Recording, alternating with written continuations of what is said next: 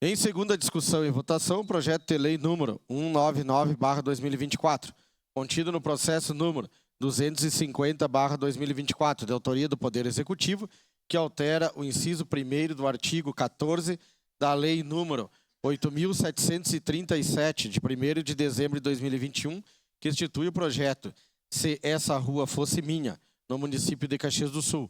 Relator, vereador Wagner Petrini. Com a palavra o relator. Senhor presidente, peço a dispensa por ter feito a leitura na sessão anterior. Obrigado. Dispensada a leitura. Em discussão. Encerrada a discussão. Em votação. Declarar o voto. Para declarar o voto, o vereador Felipe Grêmio Maia.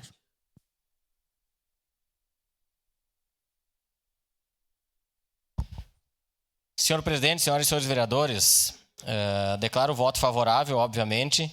Esse projeto, se essa rua fosse minha, ele andava em paralelo com aquele projeto nosso de autorização da ocupação das calçadas da cidade por mesas nos restaurantes, bares, cafés, e que eu tenho certeza que isso ajuda em muito a humanizar o centro da cidade, não somente o centro, mas as comunidades que querem utilizar desse benefício, e os parklets são peça importante nisso.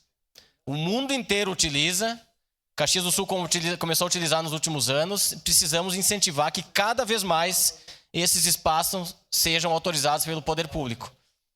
São fundamentais para que a gente possa humanizar a cidade, e mais do que isso, a vereadora Tati falou, eu falei aqui na tribuna semana passada. Muita gente acha lindo ir para Garibaldi, participar do Garibaldi Vintage, porque as ruas estão fechadas para poder fazer um evento na rua. Muita gente acha lindo ir para Bento porque tem o Jantar Sob as Estrelas, são ruas fechadas. Caxias não pode. Mas nas outras é espetacular. Aqui não pode ser feito. Então reclama quando tem o Natal na praça, reclama quando tem o Festival de Blues na praça, reclama quando se fecha a rua para fazer eventos.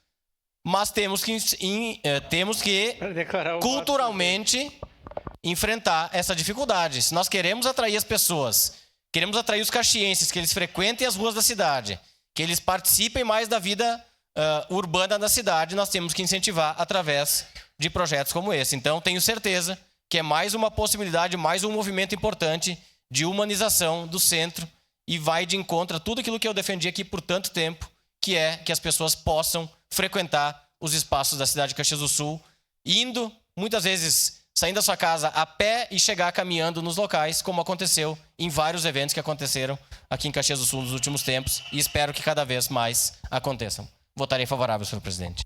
Obrigado. Para declarar o voto, o vereador